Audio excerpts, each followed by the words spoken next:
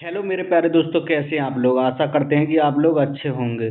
आज हम देखेंगे सेंट के एमसीक्यू बेस्ड क्वेश्चन। चलिए चलते हैं, वीडियो थोड़ा लंबी रहने वाली है। तो दोस्तों पहला क्वेश्चन है यूरोपीय कंपनी और उनकी स्थापना का वर्ष। चलिए देखते हैं।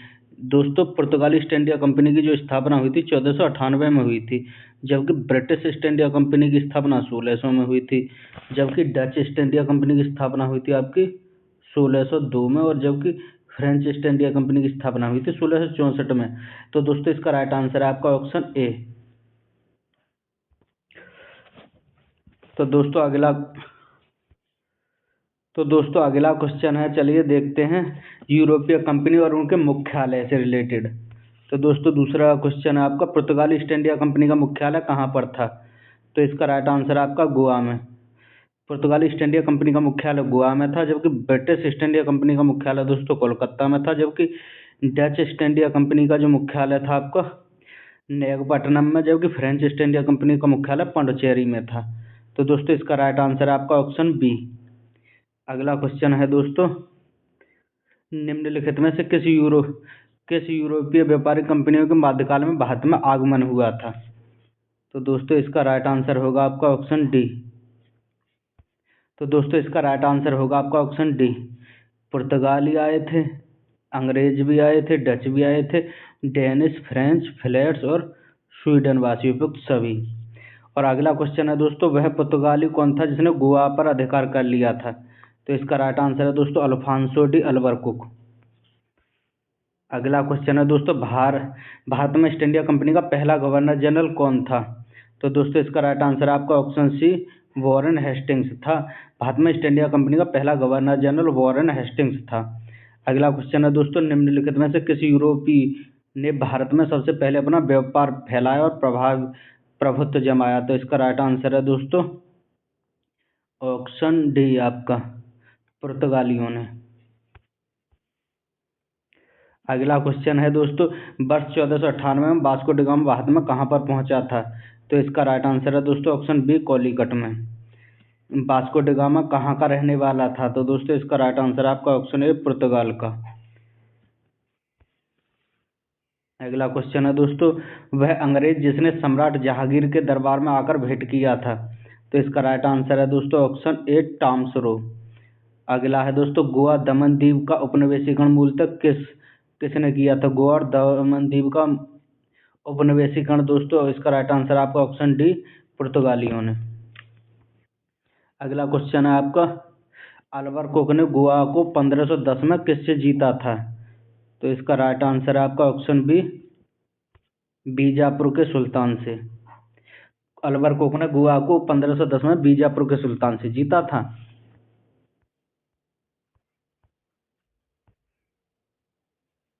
अगला क्वेश्चन है, भारत तक समुद्री मार्ग की खोज किसने की थी। तो इसका राइट आंसर है आपका ऑप्शन सी, पुर्तगालियों ने। ब्रिटिशों ने भारत में सूरत में अपनी पहली फैक्ट्री स्थापित करने की अनुमति निम्नलिखित में से किससे प्राप्त की थी। तो इसका राइट आंसर आपका ऑप्शन बी, जहांगीर से। अगला क्वेश्चन है दोस्तों, भारत में समुद्री मार्ग की खोज किसने की थी। तो इसका राइट आंसर आपका option C, Vasco da Gama ने। अगला क्वेश्चन है दोस्तों, तृतीय कर्नाटक युद्ध एंग्लो फ्रेंच संघर्ष की समाप्ति किसके तहत हुई थी। तो इसका राइट आंसर है आपका ऑप्शन ए, पेरिस की संधि के तहत। तृतीय कर्नाटक युद्ध की समाप्ति पेरिस की संधि के तहत हुई थी। पुर्तगाली व्यापारिक कंपनी के भारत का आगमन का सर्वप्रथम उद्देश्य क्या था। तो इसका राइट आंसर है आपका ऑप्शन ए, काली मिर्च व अन्य मसाले के व्यापार पर एकाधिकार प्राप्त करना। पुर्तगाली कंपनी भारत में आगमन का सर्वप्रथम उद्देश्य काली मिर्च और अन्य मसालों के व्यापार पर एकाधिकार प्राप्त करना था। अगला है दोस्तों, 17 मई 1498 में वास्को डी गामा कालीकट पर उतरा, किसने उसका स्वागत किया था। तो इसका राइट आंसर है आपका ऑप्शन ए, कालीकट के कोझिकोड के राजा जिमोरिन ने। अगला क्वेश्चन है, पुर्तगालियों ने भारत में सर्वप्रथम फैक्ट्री कहाँ पर खोली थी। तो इसका राइट आंसर है आपका ऑप्शन बी, कालीकट में। अगला क्वेश्चन है, 1770 में निम्नलिखित में से कौन से मुगल सम्राट ने अंग्रेजों की ईस्ट इंडिया कंपनी को भारत में व्यापार का एक अधिकार का फरमान जारी किया था। तो इसका राइट आंसर है आपका ऑप्शन डी, फर्रुखो शायर ने। दोस्तों 1717 में मुगल सम्राट फर्रुख शाह ने अंग्रेजों की ईस्ट इंडिया कंपनी को भारत में व्यापार पर विशेषाधिकार प्रदान करने का फरमान जारी किया था। ब्रिटिशों के साथ वैसिन की संधि निम्नलिखित में से किस पेशवा ने की थी? तो इसका राइट आंसर है आपका ऑप्शन डी, बाजीराव सेकंड ने। अंग्रेजों के साथ दोस्तों वैसिन की संधि बाजीराव द्वितीय ने की थी। अगला क्वेश्चन है आपका, ईस्ट इंडिया कंपनी के नेतृत्व में रॉबर्ट क्लाइव का उत्तराधिकारी निम्नलिखित में से कौन था? तो दोस्तों रॉबर्ट क्लाइव का उत्तराधिकारी इसका था आपका ऑप्शन सी, वॉरेन हेस्टिंग्स बना था। रॉबर्ट क्लाइव का उत्तराधिकारी वॉरेन हेस्टिंग्स बना था। किस पुर्तगाली गवर्नर ने नीली पानी की नीति, ब्लू वाटर पॉलिसी अपनाई थी? तो इसका राइट आंसर आपका फ्रांसिस डी अल्मीडा ने। किसे भारत में पुर्तगाली साम्राज्य का वास्तविक साम्राज्य का माना जाता है? तो इसका राइट आंसर आपका option B, Francis de Almeida को। अल्बुकर्क ने बीजापुर के सुल्तान से गोवा को जीता था। तो इसका राइट आंसर है आपका ऑप्शन ए, यूसुफ आदिल शाह से। पुर्तगाली उपनिवेश का प्रथम गवर्नर भारत में कौन था? तो इसका राइट आंसर आपका फ्रांसिस डी अल्मीडा था। पुर्तगाली उपनिवेश का प्रथम गवर्नर भारत में फ्रांसिस डी अल्मीडा को बनाया गया था। अगला क्वेश्चन है, निम्नलिखित में से किस अंग्रेज ने पुर्तगालियों को स्वैपल्ली के युद्ध में हराया था? तो इसका राइट आंसर आपका ऑप्शन बी, थॉमस बेस्ट ने। पुर्तगालियों को स्वैपल्ली के युद्ध में थॉमस बेस्ट ने हराया था। निम्नलिखित में से प्रथम कर्नाटक युद्ध का तत्कालिक कारण क्या था? तो इसका राइट आंसर आपका ऑप्शन डी, अंग्रेजों द्वारा फ्रांसीसी जहाजों का अधिग्रहण। किसे जहांगीर ने खान की उपाधि दी थी? तो इसका राइट आंसर है आपका ऑप्शन ए, हॉपकिंस को। जहांगीर ने खान की उपाधि हॉपकिंस को दी थी। उस क्षेत्र की पहचान करें या यूरोप वासियों को सर्वोत्तम सोरा और अफीम प्राप्त होता था? तो इसका राइट आंसर है आपका ऑप्शन ए, बिहार से। भारत में 1612 में अंग्रेजों ने अपनी पहली फैक्ट्री कहाँ पर खोली थी? तो इसका राइट आंसर है आपका ऑप्शन डी, सूरत में। अंग्रेजों ने अपनी पहली कोठी 1612 में सूरत में खोली थी। निम्नलिखित में से किस एक शासक ने ईस्ट इंडिया कंपनी को दीवानी प्रदान की थी? तो इसका राइट आंसर है आपका ऑप्शन सी, शाह आलम द्वितीय ने। दोस्तों 1665 में शाह आलम द्वितीय ने इलाहाबाद की संधि के तहत कंपनी को दीवानी प्रदान कर दी थी। बंगाल की निम्नलिखित फैक्ट्रियों में से किस एक जो पुर्तगालियों द्वारा स्थापित की गई थी वह कौन सी थी? तो इसका राइट आंसर आपका ऑप्शन सी, हुगली। बंगाल में पुर्तगालियों द्वारा कोठी हुगली में खोली गई थी। अगला क्वेश्चन है, एक द्वीप पर निर्मित भारत का बड़ा नगर कौन सा है? तो इसका राइट आंसर आपका ऑप्शन डी, मुंबई। द्वीप पर निर्मित भारत का सबसे बड़ा नगर मुंबई है। भारत में तंबाकू के प्रचलन का श्रेय किसे दिया जाता है? तो इसका राइट आंसर है आपका ऑप्शन बी, पुर्तगालियों को।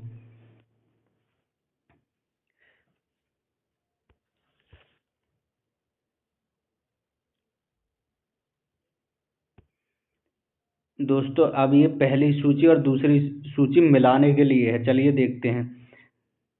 अस्तादो अस्तादो इंडिया, ये आपका दोस्तों ऑप्शन ए आपका पुर्तगालियों के समुद्री साम्राज्य का नाम था, एस्तादो इंडिया। दूसरा है आपका कार्टेज, पुर्तगालियों द्वारा जारी किया जाने वाला पारपत्र व आज्ञा पत्र था।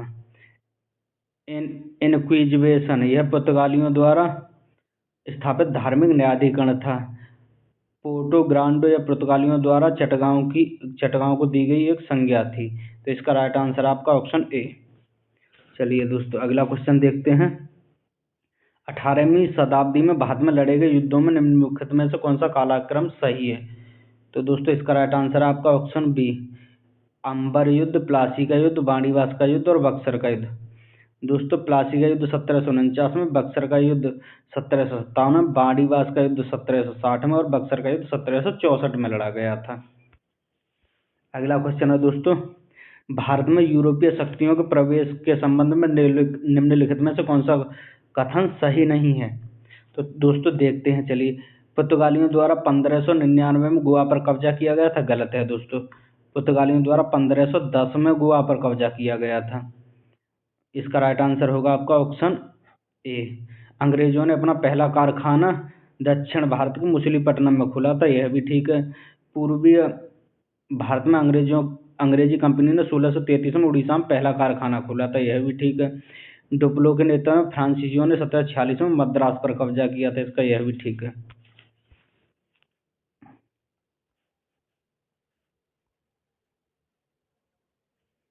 अगला क्वेश्चन है दोस्तों, भारत में फ्रांसीसियों ने अपना सबसे पहला कारखाना निम्नलिखित में से कहाँ पर लगाया था? तो इसका राइट आंसर है आपका ऑप्शन ए, सूरत में। फ्रांसीसियों ने भारत में अपना सबसे पहला कारखाना सूरत में लगाया था। भारत में पहली मुद्रण मशीन की स्थापना कहाँ किसने की थी? तो इसका राइट आंसर आपका ऑप्शन ए, पुर्तगालियों ने। यू- यूरोप व्यापारी कंपनियों के कारखाने होते थे, इसका राइट आंसर आपका ऑप्शन सी, भंडार गृह और उत्पादन केंद्र दोनों होते थे यूरोपीय कंपनियों के कारखाने। अगला क्वेश्चन है दोस्तों, पुर्तगाली उपनिवेश गोवा दमन दीव को किस वर्ष जन आंदोलन के बल पर भारत सरकार ने भारतीय गणराज्य में मिला लिया था? तो इसका राइट आंसर आपका ऑप्शन सी, 1961 में। भारत सरकार ने गोवा दमन दीव को 1961 में भारतीय गणराज्य में मिला लिया था। पुर्तगालियों की पहली फैक्ट्री कालीकट में 1500 में किसने स्थापित की थी? तो इसका राइट आंसर आपका ऑप्शन ए, पेड्रो अल्बोज कैब्रेल ने। भारत में भारतीय वस्तुओं को प्रमुख निर्यात की वस्तु बनाने का श्रेय किन्हें दिया जाता है? तो इसका राइट आंसर आपका ऑप्शन सी, फ्रांसीसियों को।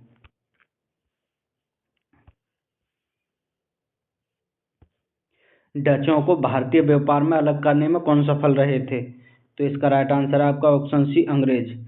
डचों को भारतीय व्यापार से अलग करने में अंग्रेज सफल रहे थे। वह कौन सा निर्णायक युद्ध था जिसने अंग्रेजों ने भारत को हरा दिया, जिससे कारण डचों को हरा दिया और जिसके कारण डचों की भारत में चुनौती खत्म हो गई? तो इसका राइट आंसर आपका ऑप्शन ए, बेदरा का युद्ध 1759 में। डचों की अपनी पहली फैक्ट्री 1605 में कहाँ स्थापित की गई थी? तो इसका राइट आंसर आपका ऑप्शन सी, मछलीपट्टनम में या मुसलीपट्टनम में।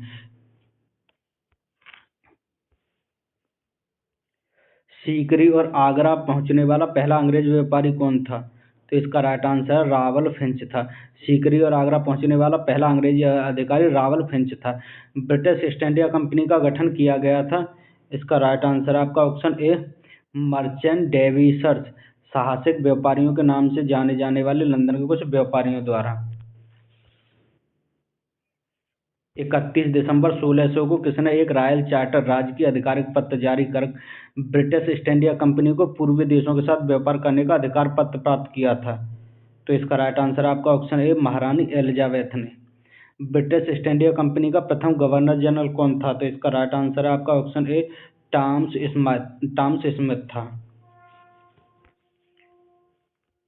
अगला क्वेश्चन है आपका, कैप्टन विलियम हॉपकिंस किस जहाज से भारत आया था? तो इसका राइट आंसर आपका ऑप्शन ए, हेक्टर जहाज से आया था। किस मुगल बादशाह ने 6 फरवरी 1613 को एक फरमान जारी करके अंग्रेजों को सूरत में एक स्थायी कोठी खोलने की अनुमति दे दी थी? तो इसका राइट आंसर आपका ऑप्शन बी, जहांगीर ने। कौन इंग्लैंड के सम्राट जेम्स प्रथम का दूत बनकर 1615 में मुगल बादशाह जहांगीर के दरबार में अजमेर पहुंचा था? तो इसका राइट आंसर आपका सर टॉमस रो। अगला क्वेश्चन है आपका, 1661 में पुर्तगालियों के राजा ने अपनी बहन कैथरीन ब्रेगोजा की शादी इंग्लैंड के राजा चार्ल्स द्वितीय से की। इस उपलक्ष्य में उसने कौन सा भारतीय द्वीप चार्ल्स द्वितीय को दहेज के रूप में दिया था? तो इसका राइट आंसर आपका ऑप्शन बी, मुंबई को। इन इंटरलोपर्स इंटरलोपर्स थे, इसका राइट आंसर होगा आपका ऑप्शन ए, अनाधिकृत व्यापारियों के रूप में समुद्री लुटेरे। इंटरलोपर्स थे अनाधिकृत व्यापारियों के रूप में समुद्री लुटेरों को इंटरलोपर कहा जाता था।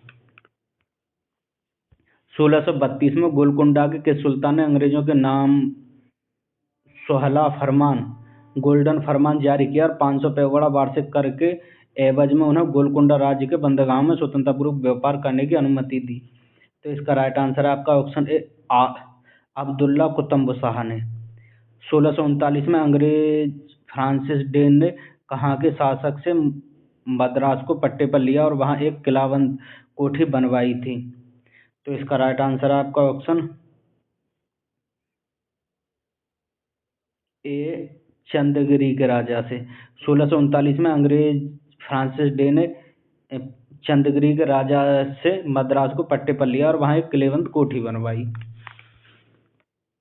अंग्रेजों ने पूर्वीय भारत में पहली बार उड़ीसा में माही नदी के मुहाने डेल्टा पर हरिहरपुर, बालासोर और पीपली में फैक्ट्रियां कब स्थापित की थी? तो इसका राइट आंसर है आपका ऑप्शन ए 1633 में। शाहजहाँ के पुत्र व बंगाल के शासक तत्कालीन सूबेदार शाह शुजा से ब्रिटिश कंपनी को निशान शाहजादों द्वारा जारी आदेश पत्र कब प्राप्त हुआ, जिससे कंपनी को 3000 वार्षिक कर के बदले व्यापारिक एकाधिकार प्राप्त हो गया था? तो इसका राइट आंसर है आपका ऑप्शन ए 1651 में। किसने 1680 में एक फरमान जारी कर अंग्रेजों पर चुंगी कर की दर 2% से बढ़ाकर 3% कर दी थी? तो इसका राइट आंसर है आपका ऑप्शन सी औरंगजेब ने। किस बादशाह के आदेश पर मुगल सेना ने 1686 में हुगली पर आक्रमण कर अंग्रेजों को बाहर निकाल दिया था? तो इसका राइट आंसर है आपका option C option A Aurangzeb ने। अगला क्वेश्चन है दोस्तों, किस मुगल बादशाह ने अंग्रेजों के 1.5 लाख रुपए मुआवजे के तौर पर वसूले थे? तो इसका राइट आंसर है आपका ऑप्शन सी औरंगजेब ने। अंग्रेजों को सोनातानी, कालीकत्ता और गोविंदपुर नामक 3 गांवों की जमींदारी खरीदने की अनुमति देने वाला बंगाल का मुगल सूबेदार कौन था? तो इसका राइट आंसर है अजीम उन शान। अंग्रेजों ने सोनातानी, कलकत्ता और गोविंदपुर की जमींदारी कितने में खरीदी थी? तो इसका राइट आंसर आपका 1200 रुपये में।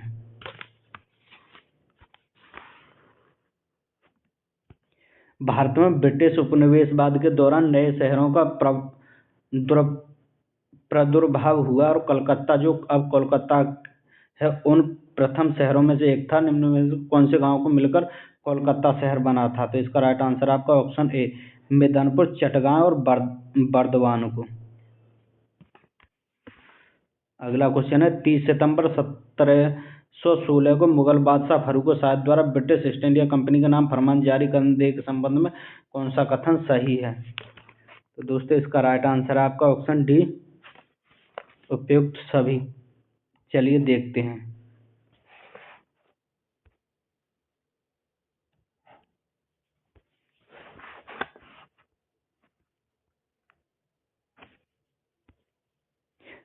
इसके द्वारा कंपनी को केवल 3000 रुपये के वार्षिक खराज पर निःशुल्क व्यापार करने का अधिकार प्राप्त हो गया। सही है। इसके द्वारा कलकत्ता के आसपास के गांव को किराए पर खरीदने की अनुमति मिल गई है, भी ठीक है।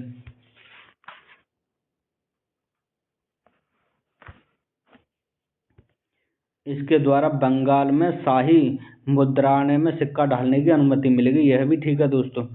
अगला क्वेश्चन है, किसके द्वारा जारी फरमान को अंग्रेज औरम ने बंगाल में ब्रिटिश व्यापार का मैग्ना कार्टा कहा? तो इसका राइट आंसर आपका ऑप्शन बी फर्रुख शाह द्वारा जारी फरमान। निम्नलिखित में से कौन अंग्रेज जहांगीर के समय में भारत नहीं आया था? तो इसका राइट आंसर आपका option D Rawal Finch. William Hopkins भी आया था, सर टॉमस रो भी आया था, पादरी एडवर्ड टेरी भी आया था, रावल फिंच नहीं आया था। अगला क्वेश्चन है दोस्तों, मिलान करने के लिए अंग्रेजी यात्री और मुगल बादशाह जिनके दरबार में वह आए थे, यानी जॉन मिल्टन हॉल किसके दरबार में आया था? ये आया था दोस्तों अकबर के दरबार में। जॉन मिल्टन हॉल अंग्रेज आया था ये अकबर के दरबार में। विलियम हॉपकिंस आया था जहांगीर के दरबार में। जॉन सरमैन आया था फर्रुख शाह के दरबार में। अगला क्वेश्चन है, बंगाल में अंग्रेजों की कंपनी के बारे में किसने कहा था यह एक कुत्सित या नीच, झगड़ालू लोगों और बेईमान व्यापारियों की कंपनी है? तो इसका राइट आंसर है आपका ऑप्शन ए शाहिस्ता खान ने।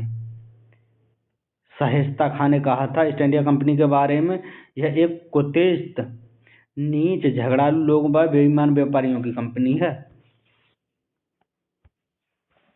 अगला क्वेश्चन है दोस्तों, मिलान करने के लिए चलिए देखते हैं।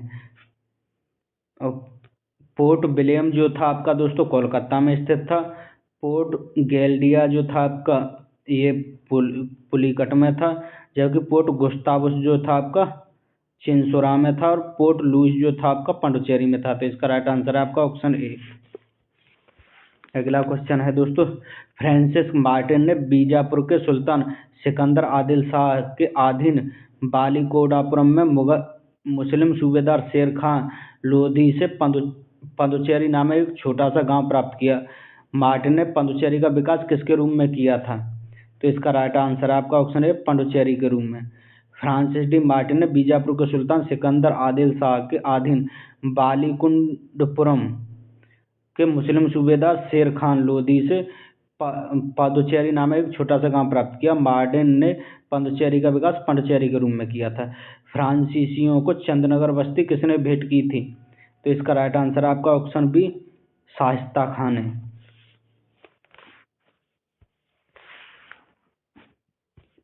मुगल बादशाह ने किसे नवाब की पदवी दी थी? तो इसका राइट आंसर है आपको डुप्लो को। मुगल बादशाह ने नवाब को डुप्लो को नवाब की पदवी दी थी। डुप्लो के संबंध में कौन सा कथन सही है? तो इसका राइट आंसर आपका ऑप्शन डी, उपयुक्त सभी कथन डुप्लो के संबंध में सही है। चलिए देखते हैं। वह पहला व्यक्ति था जिसने भारत में यूरोपीय साम्राज्य उपनिवेश की नींव रखी थी। सही है। उसने पहली बार यूरोपीय सेना का भारतीय राजदरबार में भारतीय खर्च पर नियुक्त करवाया था। यह भी ठीक है। उसने पहली बार वे हथकड़े प्रयोग किए जो भारत में जीतने के लिए अंग्रेजों के मार्गदर्शक बने। यह भी ठीक है। पुडुचेरी के गवर्नर जनरल बनने से पूर्व डुप्लो कहाँ का गवर्नर नियुक्त किया गया था? तो इसका राइट आंसर आपका ऑप्शन ए, चंद्रनगर का। डुप्लो के बाद पुडुचेरी का गवर्नर कौन बना था? तो इसका राइट आंसर है गोडेहू। डुप्लो के बाद पुडुचेरी का गवर्नर गोडेहू बना था। फ्रांसीसियों के पतन का कारण क्या था? तो इसका राइट आंसर आपका ऑप्शन डी, उपयुक्त सभी कारण थे। दोस्तों फ्रांसीसियों के पतन के चलिए देखते हैं। अंग्रेजों की नौसैनिक सस्ता और भारत के बाहर अंग्रेजों की व्यापारिक प्रतिद्वंद्विता। यह भी ठीक था। फ्रांसीसी सरकार के समर्थन का अभाव। यह भी ठीक है। फ्रांसीसी कंपनी का दुर्बल संगठन। यह भी ठीक है। निम्नलिखित में से कौन सा युद्ध निर्णायक युद्ध था जिसने फ्रांसीसी हार गए और अंग्रेजों की सर्वोच्चता स्थापित हो गई? तो इसका राइट आंसर है आपका ऑप्शन ए, बाणीवास का युद्ध 1760 में। अगला क्वेश्चन है दोस्तों, यूरोपीय अंगल फ्रांसीसी युद्ध का विस्तार नहीं था। तो इसका राइट आंसर है आपका ऑप्शन बी, कर्नाटक का द्वितीय युद्ध 1749 से 54 जो हुआ था। यह युद्ध यूरोपीय अंगल फ्रांसीसी युद्ध का विस्तार नहीं था। प्रथम कर्नाटक युद्ध की समाप्ति किस संधि के साथ हुई थी? तो इसका राइट आंसर है ऑप्शन ए, एक्सला पे की संधि। गोहेडू की संधि या पुडुचेरी की संधि 1754 में कौन सा युद्ध समाप्त हुआ था? तो इसका राइट आंसर है आपका ऑप्शन बी, द्वितीय कर्नाटक युद्ध पुडुचेरी की संधि के तहत समाप्त हुआ था। बाणीवास का युद्ध 1760 में अंग्रेजों का नेतृत्व किसने किया था? तो इसका राइट आंसर है आपका ऑप्शन ए, आयरनकूट ने। बाणीवास के युद्ध में अंग्रेजों का नेतृत्व आयरनकूट ने किया था। कर्नाटक का तृतीय युद्ध किस संधि के फलस्वरूप समाप्त हुआ था? तो इसका राइट आंसर आपका ऑप्शन सी, पेरिस की संधि के तहत। कर्नाटक का तृतीय युद्ध पेरिस की संधि के तहत समाप्त हुआ था। फ्रांस की सरकार ने किस वर्ष भारत स्थित फ्रांसीसी बस्तियों का अधिकार भारत को सौंप दिया था? तो इसका राइट आंसर आपका ऑप्शन बी, 1954 में। इतिहासकार मैकाले के अनुसार वह पहला व्यक्ति कौन था जिसने पहली बार अनुभव किया कि मुगल साम्राज्य के खंडहरों पर एक यूरोपीय साम्राज्य बनाया जा सकता है? तो इसका राइट आंसर आपका ऑप्शन ए, डुप्लो ने। यूरोपीय शक्तियों के भारतीय व्यापार के समय समय पर प्रवेश का क्रम इस प्रकार है दोस्तों। पहला आपका पुर्तगाली आए थे पहले नंबर पे। उसके बाद आपके दूसरे नंबर पर आए दोस्तों अंग्रेज, और तीसरे नंबर पर आए थे डच आपके, और चौथे नंबर पर आए थे फ्रांसीसी।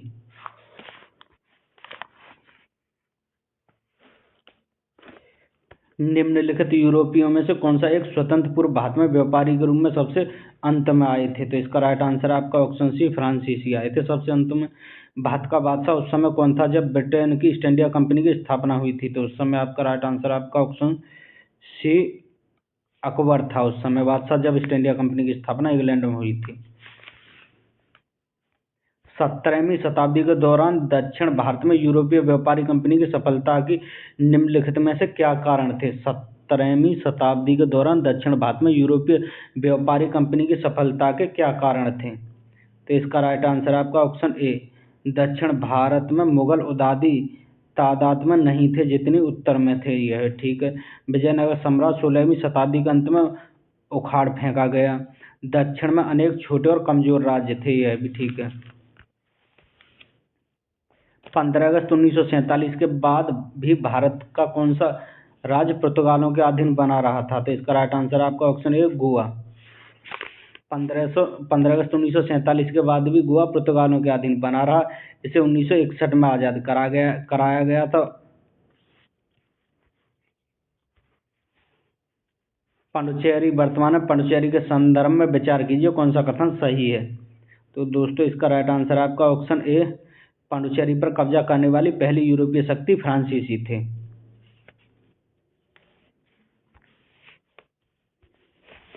लंदन में ब्रिटिश ईस्ट इंडिया कंपनी के गठन के समय भारत में निम्नलिखित में से कौन सा बादशाह था? तो इसका राइट आंसर आपका ऑप्शन ए, औरंगजेब अकबर था उस समय। बाणीबास का युद्ध 1760 में किन किन के बीच हुआ था? तो इसका राइट आंसर है अंग्रेजों ने फ्रेंच को हराया था, यानी फ्रांसीसियों को हराया था। अगला क्वेश्चन है दोस्तों, भारतीय अर्थव्यवस्था कैसी अर्थव्यवस्था है? तो इसका राइट आंसर है आपका ऑप्शन डी, मिश्रित अर्थव्यवस्था। भारतीय अर्थव्यवस्था मिश्रित अर्थव्यवस्था, यानी इसमें पूंजीवादी और समाजवादी दोनों अर्थव्यवस्थाओं का रूप सम्मिलित है। मिश्रित अर्थव्यवस्था से क्या अभिप्राय है? तो इसका राइट आंसर है सरकारी और निजी क्षेत्र दोनों का सह अस्तित्व है। आर्थिक विकास के दृष्टिकोण से भारत की गिनती किस अर्थव्यवस्था में होती है? तो इसका राइट आंसर है आपका विकासशील देशों में की जाती है भारत की गिनती। आर्थिक विकास की दृष्टि से भारत की गिनती विकासशील राष्ट्रों के रूप में की जाती है। भारतीय अर्थव्यवस्था का कौन सा क्षेत्र सकल घरेलू उत्पादन में सबसे अधिक योगदान देता है? तो इसका राइट आंसर है आपका ऑप्शन सी, तृतीय क्षेत्र, यानी सर्विस सेक्टर। बंद अर्थव्यवस्था, क्लोज इकोनॉमी, वह है जिसमें ना तो आयात होता है और ना ही निर्यात होता है। भारत की कुल श्रम शक्ति का लगभग कितने प्रतिशत भाग कृषि में लगा हुआ है? तो इसका राइट आंसर आपका ऑप्शन सी, लगभग 54% भाग। भारत में अधिकतर बेरोजगारी किस तरह की बेरोजगारी है? तो इसका राइट आंसर है आपका ऑप्शन डी, संरचनात्मक बेरोजगारी। भारत में अधिकतम संरचनात्मक बेरोजगारी पाई जाती है।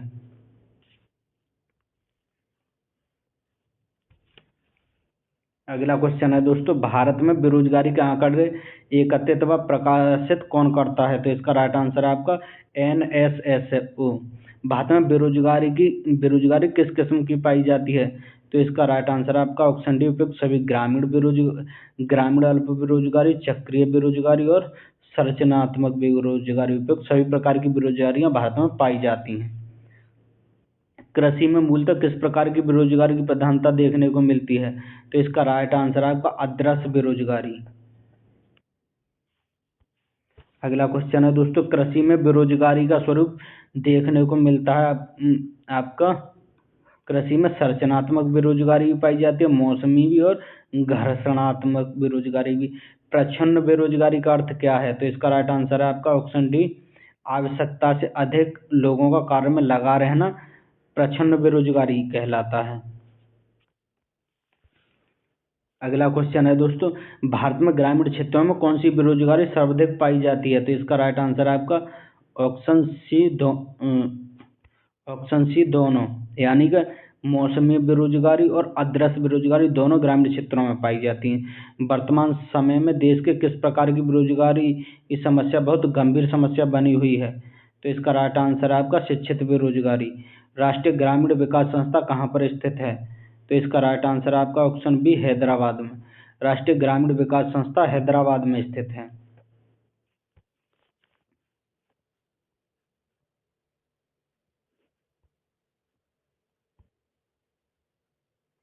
संरचनात्मक बेरोजगारी का क्या कारण है? तो इसका राइट आंसर आपका अप्राप्त उत्पादन क्षमता। संरचनात्मक बेरोजगारी का कारण अप्राप्त उत्पादन क्षमता। वैश्वीकरण का अर्थ क्या है? तो इसका राइट आंसर है घरेलू अर्थव्यवस्था का वैश्विक अर्थव्यवस्था के साथ एकीकरण कर देना। वैश्वीकरण ग्लोबलाइजेशन कहलाता है। योजना आयोग गरीबी रेखा का निर्धारण पोषण आवश्यकताओं के आधार पर निर्धारित करता है। इसके अनुसार ग्रामीण क्षेत्रों में 2400 कैलोरी प्रतिदिन से कम प्राप्त करने वाले लोग गरीबी रेखा के नीचे माने जाते हैं। नगरीय क्षेत्रों में यह कैलोरी आपकी 2100 कैलोरी रखी गई है दोस्तों।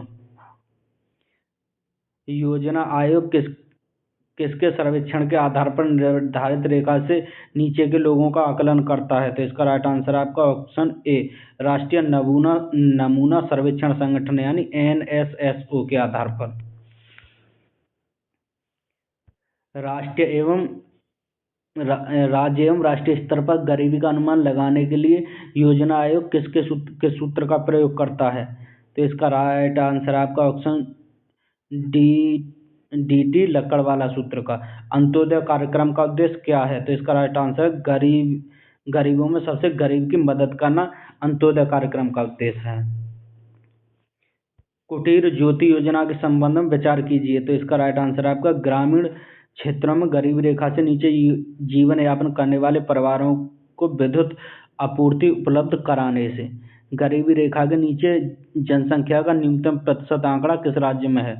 तो इसका राइट आंसर है आपका ऑप्शन डी, गोवा राज्य में। निम्नलिखित में से किस राज्य में अत्यधिक कुपोषण के कारण भारत का इथोपिया कहा जाता है? तो इसका राइट आंसर है आपका ऑप्शन डी, मध्य प्रदेश को बी। निम्नलिखित में से कौन सा सूचकांक भारत में गरीबी की तीव्रता मापने के लिए सबसे उपयुक्त है? तो इसका राइट आंसर है आपका बहुआयामी गरीबी सूचकांक। निम्नलिखित कार्यक्रम ग्रामीण भारत में गरीबी दूर करने हेतु चलाए गए थे। इसका राइट आंसर है आपका ऑप्शन डी, IRDP, ट्राइसेम और NREP उपयुक्त सभी कार्यक्रम चलाए गए थे। अगला क्वेश्चन है दोस्तों, कथन और निष्कर्ष से रिलेटेड। भारत में नगरीय गरीबी की जड़ें ग्रामीण क्षेत्र में निहित हैं। एकदम ठीक है दोस्तों। ग्रामीण क्षेत्र में शिक्षा का स्तर नीचा होता है, यह भी ठीक है। तो इसका राइट आंसर है दोस्तों ऑप्शन बी, यानी ए और बी दोनों ठीक है, लेकिन ए बी की व्याख्या नहीं करता है। वर्ल्ड डेवलपमेंट रिपोर्ट किसके द्वारा प्रकाशित की जाती है? तो इसका राइट आंसर है आपका option A, IBRD। World development report का प्रकाशन आपका IBRD यानी वर्ल्ड बैंक द्वारा किया जाता है। मानव विकास सूचकांक SDI किस अर्थशास्त्री की देन है? तो इसका राइट आंसर आपका ऑप्शन डी, महबूब उल हक। यह पाकिस्तान की अर्थशास्त्री थी महबूब उल हक।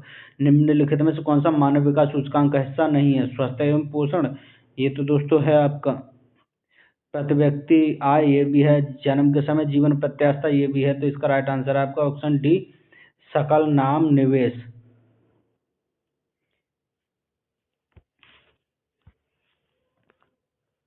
मानव विकास सूचकांक का आधार क्या होता है?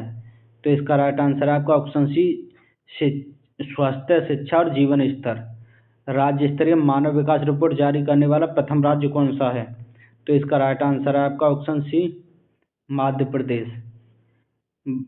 संयुक्त राष्ट्र विकास कार्यक्रम यूनाइटेड नेशनल डेवलपमेंट प्रोग्राम की मानव विकास रिपोर्ट के तर्ज पर भारत में पहली मानव विकास रिपोर्ट कब प्रकाशित की गई थी? तो इसका राइट आंसर है आपका ऑप्शन सी, अप्रैल 2002 में। अगला क्वेश्चन है दोस्तों, UNDP की मानव विकास रिपोर्ट में भारत को किस श्रेणी में रखा गया है? तो इसका राइट आंसर है आपका मध्यम मानव विकास श्रेणी में। शैक्षिक विकास सूचकांक फरवरी 2011 के अनुसार भारत में 4 उच्चतम स्थान वाले राज्य कौन से हैं? तो इसका राइट आंसर है आपका केरल, तमिलनाडु, पंजाब और दिल्ली। अगला क्वेश्चन है दोस्तों, बंद अर्थव्यवस्था से आप क्या समझते हैं? तो इसका राइट आंसर है दोस्तों आयात और निर्यात बंद, ऑप्शन बी। बंद अर्थव्यवस्था का मतलब है कि ना तो आयात होता ना ही निर्यात होता है। प्रच्छन्न बेरोजगारी एक विशेषता है दोस्तों। प्रच्छन्न बेरोजगारी कृषि में पाई जाती है ज्यादातर। किसी देश का आर्थिक विकास किस पर निर्भर करता है? तो इसका राइट आंसर है आपका ऑप्शन डी, यानी कि प्राकृतिक संसाधनों पर, पूंजी निर्माण की प्रक्रिया पर और बाजार के आकार पर।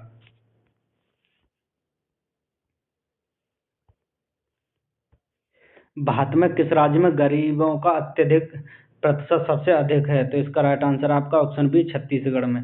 भारत में गरीबों का सबसे अधिक प्रतिशत छत्तीसगढ़ में है। भारत में निर्धनता के स्तर का आकलन किसके द्वारा किया जाता है? तो इसका राइट आंसर परिवार के उपभोग व्यय के आधार पर भारत में गरीबी रेखा का निर्धारण जो है परिवार के उपभोग व्यय के आधार पर किया जाता है। निम्नलिखित में से कौन सा एक असमानता घटाने का उपाय नहीं है? न्यूनतम आवश्यकता कार्यक्रम, एकदम ठीक है, ये तो सही है। करारोपण, यह भी ठीक है। भूमि सुधार, यह भी ठीक है। इसका राइट आंसर है आपका ऑप्शन बी अर्थव्यवस्था का उदारीकरण। यह सत्य होगा कि भारत को परिभाषित किया जाए एक श्रम आधिक्य वाली अर्थव्यवस्था के रूप में। भारत को एक श्रम आधिक्य वाली अर्थव्यवस्था के रूप में परिभाषित किया जाए। अल्पविकसित देशों में गरीबी का मुख्य कारण क्या होता है? तो इसका राइट आंसर है आय में असमानता। हरित सूचकांक किसके द्वारा विकसित किया गया था?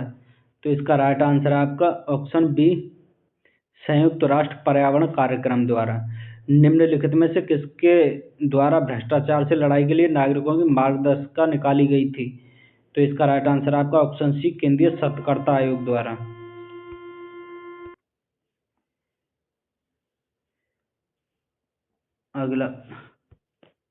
अगला क्वेश्चन है दोस्तों आपका, निम्नलिखित में से किसके द्वारा भ्रष्टाचार में लड़ाई के लिए नागरिकों की मार्गदर्शिका निकाली गई थी? तो इसका राइट आंसर है ऑप्शन सी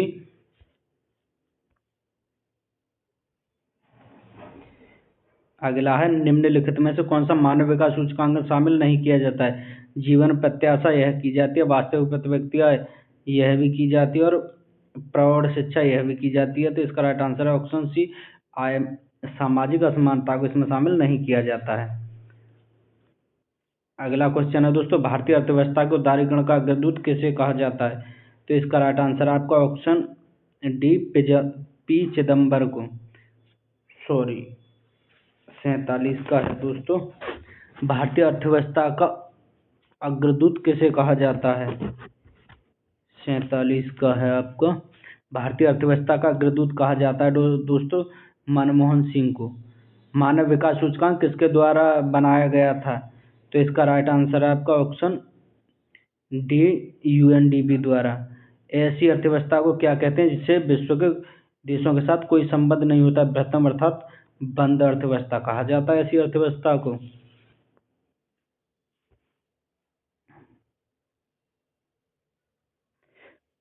किसी अर्थव्यवस्था में क्षेत्रों को सार्वजनिक और निजी में किस आधार पर वर्गीकृत किया जाता है?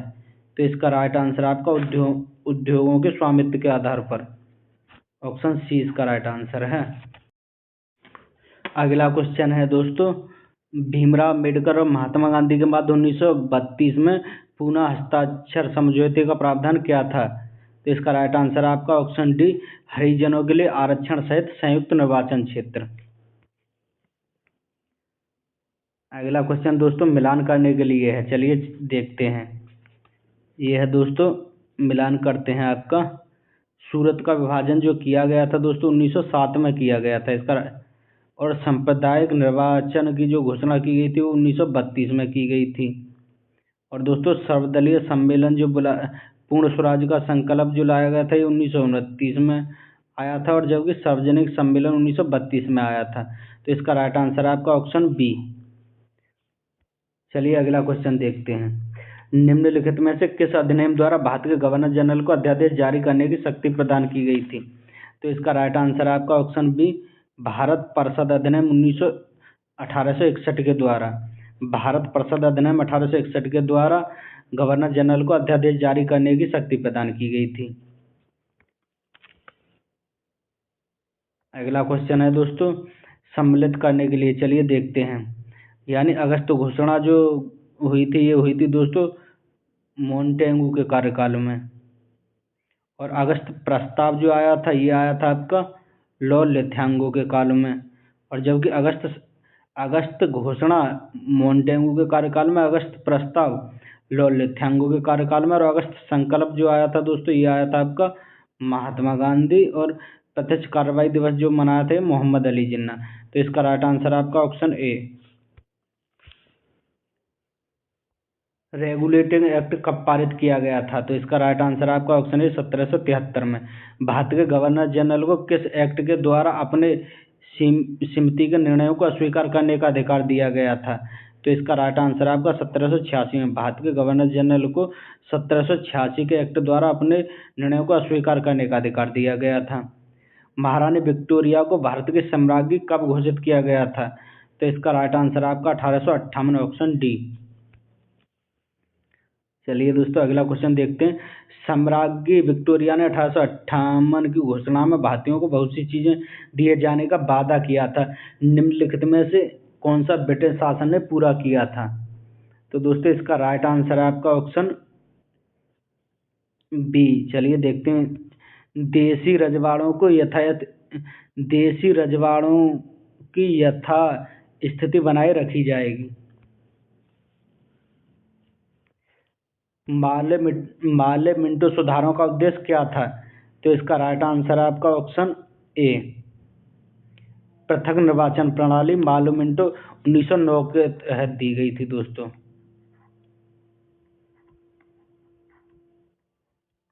अगला है दोस्तों, माले मिंटो सुधार बिल कब पारित किया गया था? 1909 में। मुसलमानों के लिए अतिरिक्त निर्वाचन मंडल का प्रारंभ कब किया गया था? तो इसका राइट आंसर आपका ऑप्शन बी।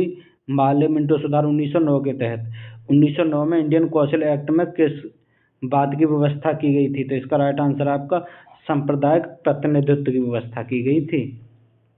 मॉन्टेगू चेम्सफोर्ड सुधार के प्रावधानों का सार क्या था? तो इसका राइट आंसर आपका प्रांतों में दोहरा शासन। मॉन्टेगू चेम्सफोर्ड सुधार जो आया था दोस्तों, ये आया था आपका 1919 के एक्ट के तहत। प्रांतों में द्वैध शासन प्रणाली लागू की गई थी। 1946 का कैबिनेट मिशन 3 मंत्री गठित किए थे, इनका सदस्य कौन नहीं था? तो इसका right answer Lord Amery नहीं थे इसके सदस्य। बाकी लॉर्ड पैथ लॉरेंस भी इसके सदस्य थे, ए बी अलेक्जेंडर भी सदस्य थे, सर स्टैफोर्ड क्रप्स भी इसके सदस्य थे। अगला क्वेश्चन है दोस्तों, कैबिनेट मिशन योजना के विषय में कौन सा कथन सही नहीं है? तो दोस्तों इसका राइट आंसर होगा आपका ऑप्शन सी। कैबिनेट मिशन योजना के संबंध में ऑप्शन सी सही नहीं है। चलिए देखते हैं।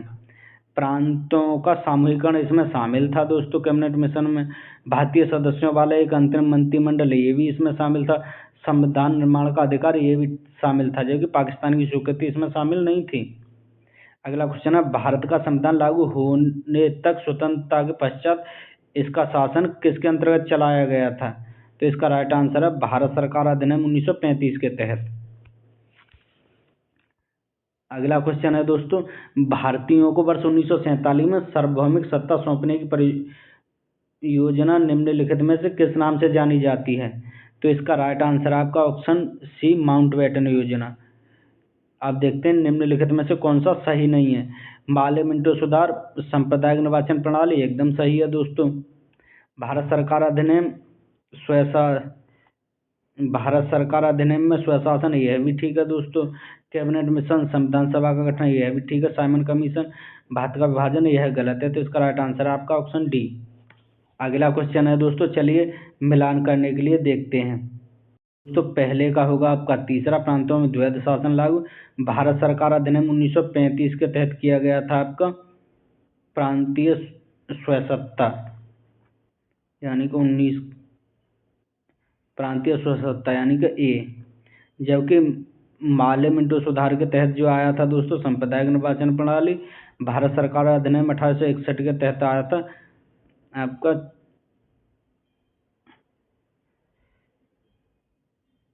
सती प्रथा का अंत। जबकि 1858 के अधिनियम के तहत आया था आपका ब्रिटिश शासन शक्तियों में आया था। 1858 के तहत ब्रिटेन शासन शक्तियों में आया था। तो इसका राइट आंसर आपका ऑप्शन बी, यानी कि भारत सरकार अधिनियम 1919 की देन है प्रांतों में द्वैध शासन। भारत सरकार अधिनियम 1935 प्रांतीय स्वसत्ता। माले मिंटो सुधार 1909 सांप्रदायिक निर्वाचन प्रणाली।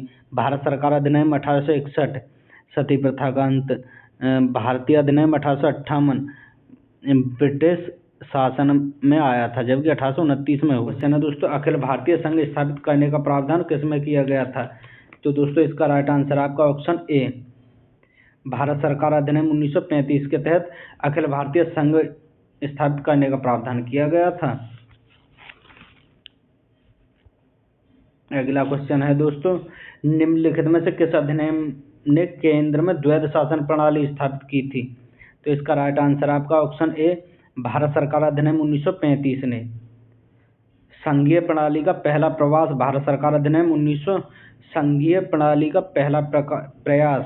भारत सरकार अधिनियम 1935 था। इस अधिनियम की प्रमुख विशेषता प्रांतीय स्वसत्ता थी। तो इसका राइट आंसर आपका ऑप्शन ए, भारत सरकार अधिनियम 1935। भारत के सचिव का पद किसके द्वारा निर्मित किया गया था? तो इसका राइट आंसर है भारत सरकार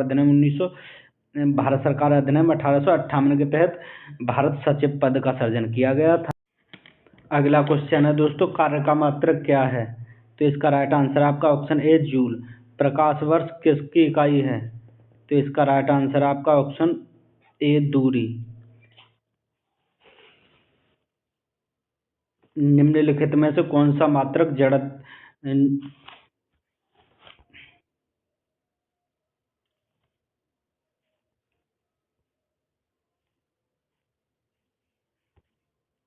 तो दोस्तों अगला क्वेश्चन है, कार्य का मात्रक क्या है? तो इसका राइट आंसर आपका ऑप्शन ए, जूल। प्रकाश वर्ष किसकी इकाई है? तो इसका राइट आंसर आपका ऑप्शन ए, दूरी की। निम्नलिखित में से कौन सी मात्रा जड़त्व द्वारा मापी जाती है? तो इसका राइट आंसर आपका द्रव्यमान जड़त्व के द्वारा मापा जाता है। अगला क्वेश्चन है दोस्तों, मिलान करने के लिए चलिए देखते हैं। तो उच्च वेग दोस्तों मैक में मापा जाता है आपका, जबकि तरंग दैर्ध्य आपकी एंगस्ट्रॉम में मापी जाती हैं। और दोस्तों दाब आपका पास्कल में मापा जाता है, और दोस्तों ऊर्जा आपकी जूल में मापी जाती है। तो इसका राइट आंसर होगा आपका ऑप्शन सी। अगला क्वेश्चन फिर मिलान के लिए है दोस्तों, चलिए देखते हैं। दूरी किसमें मापी जाती है? दोस्तों दूरी का मात्रक होता है आपका प्रकाश वर्ष मात्रक होता है आपका दूरी का, यानी पहले का तीसरा। पदार्थ की मात्रा मापी जाती है आपकी मोल में, यानी कि पहला। विद्युत आवेश मापा जाता है आपका कूलाम में, और आपका ऊर्जा मापी जाती है वाट में। तो इसका राइट आंसर आपका ऑप्शन ए। अगला क्वेश्चन है दोस्तों, फिर भौतिक राशियां और उनकी इकाइयों का मिलान करने के लिए है। यानी कि त्वरण मापा जाता है दोस्तों आपका, त्वरण मापा जाता है मीटर प्रति सेकंड स्क्वायर में। बल मापा जाता है आपका न्यूटन में, और कार्य मापा जाता है आपका जूल में, और जबकि आवेग मापा जाता है आपका न्यूटन प्रति सेकंड में। तो इसका राइट आंसर आपका ऑप्शन डी। अगला क्वेश्चन है दोस्तों, निम्नलिखित में से इससे समय का मात्रक नहीं है। चलिए देखते हैं। अधिवर्ष यह भी समय का, चंद्रमास यह भी। इसका राइट आंसर आपका ऑप्शन सी, प्रकाश वर्ष। यानी कि प्रकाश वर्ष आपका दोस्तों ये आपका दूरी का मात्रक है। अगला है पारसेक किसकी इकाई है? तो इसका राइट आंसर आपका ऑप्शन ए, दूरी की इकाई पारसेक है।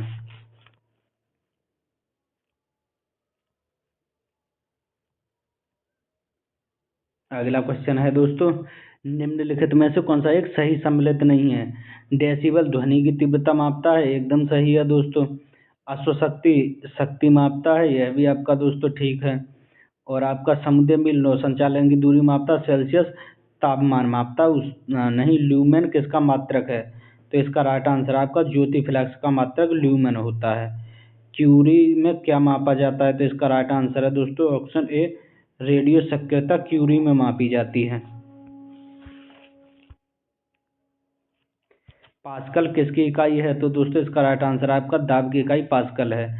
कैंडला किसका मात्रक है? तो इसका राइट आंसर है ज्योति तीव्रता का मात्रक दोस्तों कैंडला होता है। जूल निम्नलिखित में से किसकी इकाई है? तो इसका राइट आंसर आपका ऊर्जा की इकाई जूल है।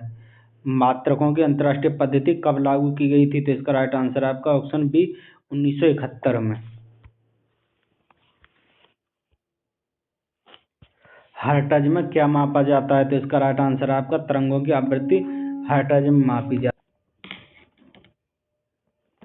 विद्युत मात्रा की इकाई क्या है? विद्युत मात्रा की इकाई है दोस्तों ऑप्शन ए एम्पियर को विद्युत मात्रा की इकाई। एसआई पद्धति में लेंस की क्षमता किस में मापी जाती है? तो इसका राइट आंसर है आपका ऑप्शन बी डायोप्टर में। अगला क्वेश्चन है दोस्तों, डेसिबल किसे नापने के लिए प्रयोग में लाया जाता है? तो इसका राइट आंसर है आपका वातावरण में ध्वनि को मापने के लिए डेसिबल का प्रयोग किया जाता है। एम्पियर क्या नापने के लिए प्रयोग में लाया जाता है? तो इसका राइट आंसर करंट। यंग प्रतिष्ठा गुणांक का एसआई मात्रक क्या होता है? तो इसका राइट आंसर है आपका न्यूटन प्रति मीटर स्क्वायर। निम्नलिखित में से किन भौतिक राशियों में समान विमीय सूत्र नहीं होते हैं? तो इसका राइट आंसर है आपका दाब और बल के समान विमीय सूत्र नहीं होते हैं, जबकि कार्य और ऊर्जा का होता है, आवेग और संवेग का होता है, भार और बल का होता है। एक खगोलीय इकाई संबंधित है आपकी सूर्य और पृथ्वी के बीच की दूरी। निम्नलिखित में से कौन अविमीय राशि है? तो इसका राइट आंसर होगा दोस्तों ऑप्शन ए विकृति। विकृति की कोई विमा नहीं होती है। अगला क्वेश्चन होगा दोस्तों, निम्नलिखित में से कौन सदिश राशि नहीं है? तो इसका राइट आंसर होगा आपका ऑप्शन डी द्रव्यमान आदेश राशि है। द्रव्यमान सदिश राशि नहीं है, जबकि सॉरी द्रव्यमान आदेश राशि है। कोणीय वेग, वेग और संवेग ये सभी सदिश राशि हैं। आदेश राशि क्या है? तो इसका राइट आंसर आपका ऑप्शन ए ऊर्जा। निम्नलिखित में से कौन सी एक सदिश राशि है? तो इसका राइट आंसर होगा आपका ऑप्शन ए संवेग। निम्नलिखित में से कौन सदिश राशि नहीं है? तो इसका राइट आंसर होगा दोस्तों आपका ऑप्शन डी विस्थापन।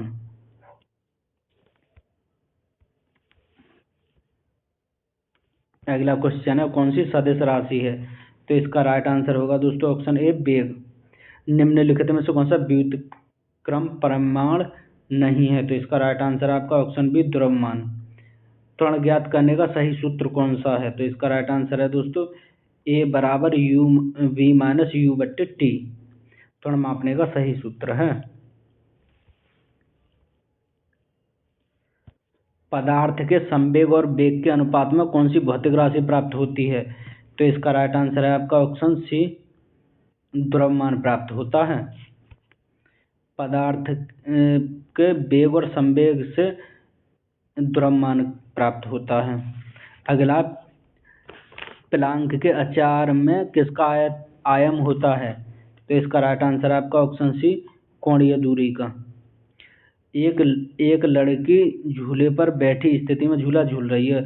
यह लड़की के खड़े हो जाने पर दोलन का आवर्तकाल पर क्या प्रभाव पड़ेगा? तो इसका राइट आंसर है उसका आवर्तकाल कम हो जाएगा। अगला क्वेश्चन है दोस्तों, घूर्णन करती एक मेज पर अचानक एक लड़का आकर बैठ जाता है और मेज के कोणीय वेग पर क्या प्रभाव पड़ेगा?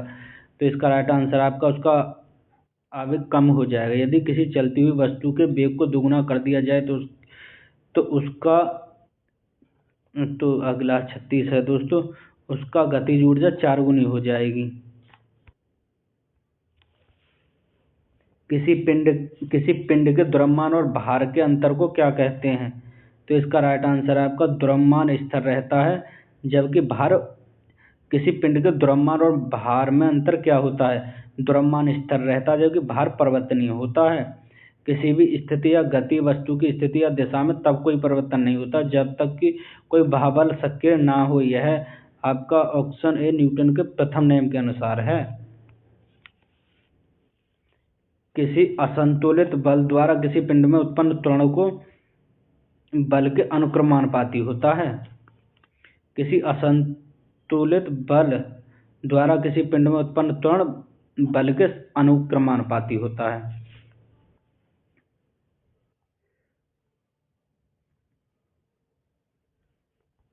अगला क्वेश्चन है दोस्तों, न्यूटन के गति के तीसरे नियम के अनुसार क्रिया तथा प्रतिक्रिया के संबंध बल में क्या कहते हैं? तो इसका राइट आंसर होगा हमेशा भिन्न भिन्न वस्तुओं पर ही लगने चाहिए। अगला क्वेश्चन है, प्रत्येक क्रिया के बराबर और विपरीत दिशा में प्रतिक्रिया क्या होती है? तो इसका राइट आंसर होगा आपका ऑप्शन सी, ये कहता है आपका न्यूटन की गति का तृतीय नियम। जल में तैरना न्यूटन की गति के किस नियम के कारण संभव है? तो इसका राइट आंसर होगा दोस्तों ऑप्शन सी गति के तृतीय नियम के अंतर्गत।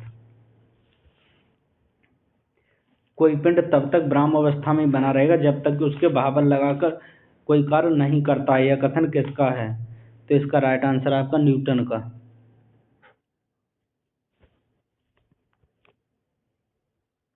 बल की परिभाषा न्यूटन के किस नियम के अंतर्गत मिलती है? तो इसका राइट आंसर होगा गति के दूसरे नियम के तहत बल की परिभाषा मिलती है। कौन सा दोस्तों? 44 गलत है। बल की परिभाषा दोस्तों न्यूटन की गति के प्रथम नियम के तहत मिलती है। अगला क्वेश्चन है दोस्तों,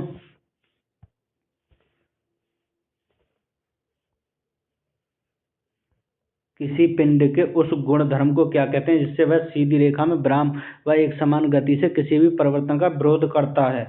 तो इसका राइट आंसर होगा उसको जड़त्व कहा जाता है। न्यूटन के पहले नियम को जड़त्व का नियम भी कहा जाता है दोस्तों।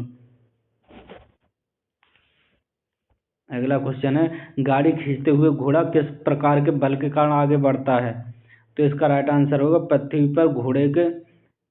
तो इसका राइट आंसर है दोस्तों ऑप्शन डी, पृथ्वी द्वारा घोड़े के पैरों पर आरोपित बल के कारण। चलती हुई बस जब अचानक ब्रेक लगती है तो उसमें बैठे यात्री आगे की ओर गिरते हैं। इसको किसके द्वारा समझाया जा सकता है? तो इसका राइट आंसर होगा आपका ऑप्शन बी, न्यूटन के पहले नियम के द्वारा। अगला क्वेश्चन है दोस्तों, रॉकेट किस सिद्धांत पर कार्य करता है?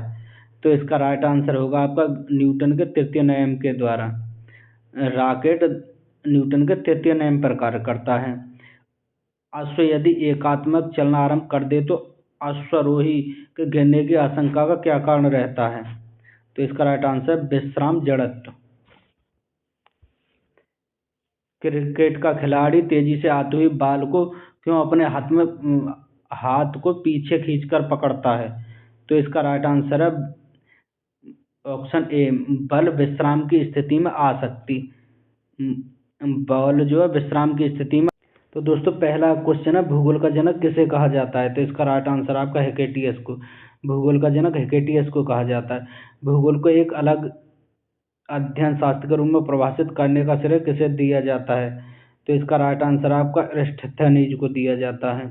भूगोल के लिए जियोग्राफ का शब्द का प्रयोग सर्वप्रथम किसने कहा था?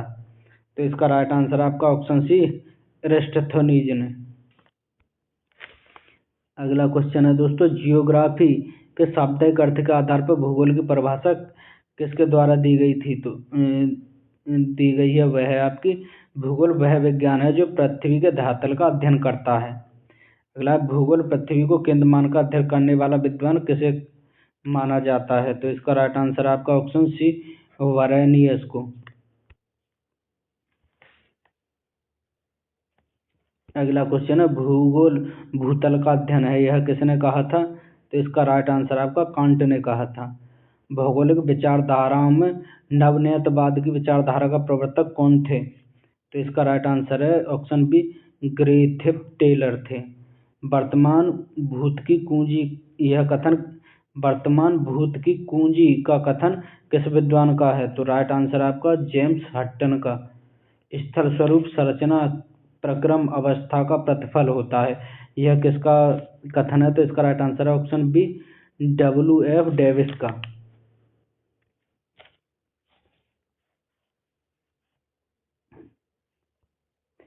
यदि इतिहास कब का वैज्ञानिक अध्ययन प्रस्तुत करता है तो भूगोल कहाँ का वैज्ञानिक एवं तार्किक अध्ययन निम्नलिखित में से किस विद्वान ने कहा था? तो इसका राइट आंसर आपका ऑप्शन ए, कार्ल सावन ने। भू आकृतिक विज्ञान का जन्मदाता किसे माना जाता है? तो इसका राइट आंसर आपका ऑप्शन बी, पेसेल को। अगला है दोस्तों, रुको और जाओ नियतवाद की विचारधारा का प्रतिपादक कौन थे? तो इसका राइट आंसर आपका ऑप्शन डी, ग्रिफिथ टेलर। भूगोल को मानव परिस्थिति के रूप में परिभाषित करने वाला विद्वान कौन था? तो इसका राइट आंसर आपका ऑप्शन डी, H बैरोज। गणितीय भूगोल का प्रारंभिक कर्ता निम्नलिखित में से किसे माना जाता है? तो इसका राइट आंसर है ऑप्शन ए, थेम्स को।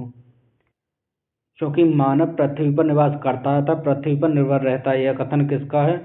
तो इसका राइट आंसर आपका ऑप्शन डी, जीन ब्रूस का है। अगला क्वेश्चन है आपका,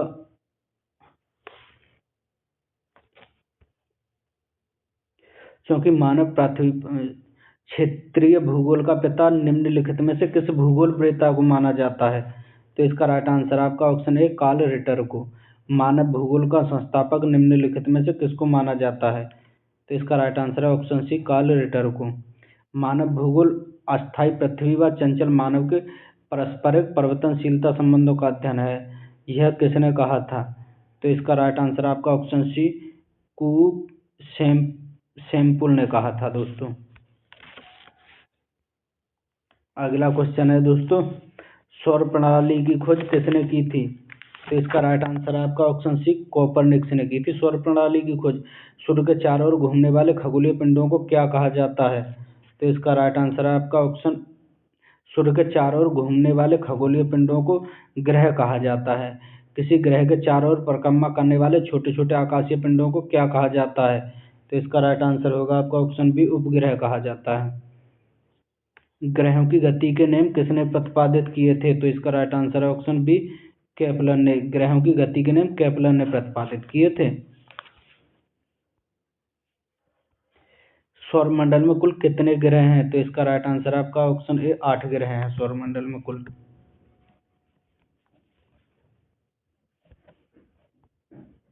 सूर्य के बढ़ती हुई दूरी के अनुसार ग्रहों का क्रम कौन सा सही है?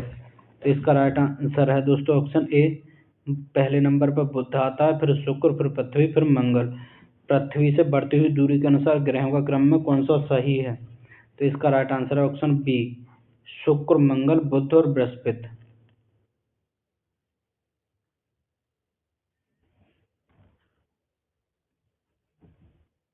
पृथ्वी की दूरी के अनुसार ग्रहों का क्रम कौन सा सही है?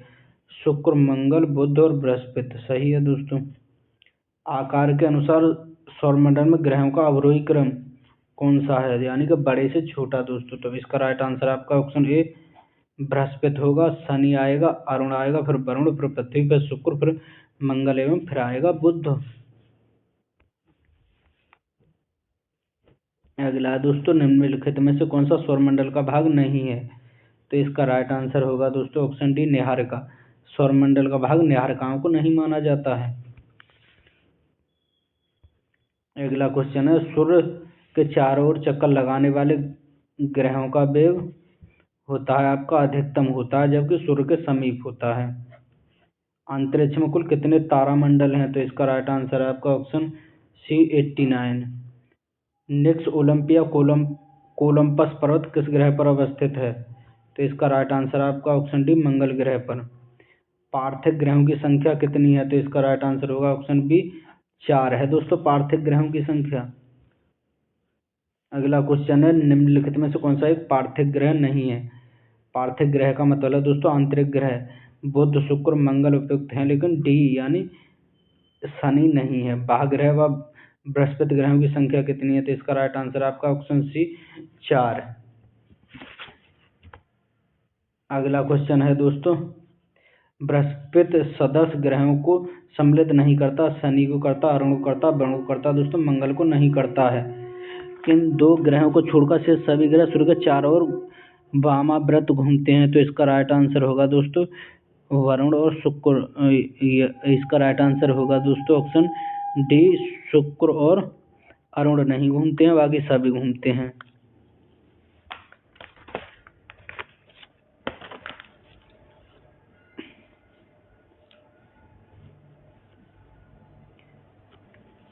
अगला क्वेश्चन है दोस्तों आपका, बृहस्पति सदस्य ग्रहों में सम्मिलित नहीं किया जाता है, इसमें मंगल को सम्मिलित नहीं किया जाता। इसका राइट आंसर होगा दोस्तों ऑप्शन डी। निम्नलिखित में से किन दो ग्रहों को छोड़कर शेष सभी ग्रह सूर्य के चारों ओर वामाव्रत घूमते हैं? तो इसका राइट आंसर है आपका शुक्र और अरुण को छोड़ करके। अगला क्वेश्चन है दोस्तों, सौरमंडल का जन्मदाता किसे कहा जाता है? तो इसका राइट आंसर होगा सूर्य को। ब्रह्मांड में विस्फोटक तारा क्या कहलाते हैं? तो लुब्ध कहलाते हैं दोस्तों। वैज्ञानिक जिन्होंने सर्वप्रथम खोजा कि पृथ्वी सूर्य के चारों ओर घूमती है, तो ये है कोपरनिकस ऑप्शन सी। निम्नलिखित में से कौन सा ग्रह नहीं है जिसे प्राचीन भारतीय ग्रह मानते थे? तो इसका राइट आंसर होगा दोस्तों ऑप्शन ए सूर्य।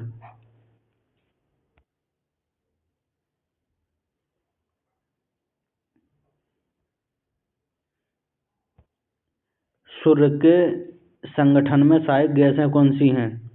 तो दोस्तों सूर्य के जो संगठन में सहायक गैसें हैं उनमें शामिल होती हैं आपकी हाइड्रोजन और हीलियम। सूर्य के मध्य भाग को क्या कहा जाता है?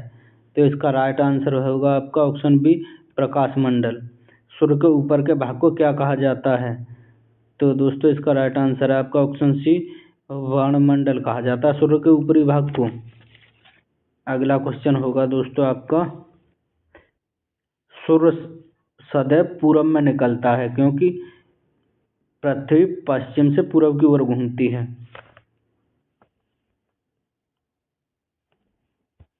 तो दोस्तों सूर्य सदैव पूरब में निकलता है क्योंकि पृथ्वी जो है दोस्तों पश्चिम से पूरब की ओर घूमती है। नॉर्वे में अर्धरात्रि के समय सूर्य कब दिखाई देता है? तो इसका राइट आंसर है आपका ऑप्शन सी, 21 जून को। एक ग्रह की अपने कक्षा में सूर्य से अधिक दूरी को क्या कहा जाता है? तो इसका राइट आंसर उपसौर कहा जाता है। एक ग्रह की अपने कक्षा में सूर्य की न्यूनतम दूरी को कहा जाता उपसौर। अगला है, निम्नलिखित में से किनके बीच की औसत दूरी को खगोलीय एकक कहा जाता है? तो इसका राइट आंसर है प्लूटो और सूर्य के बीच की दूरी को खगोलीय एकक कहा जाता है।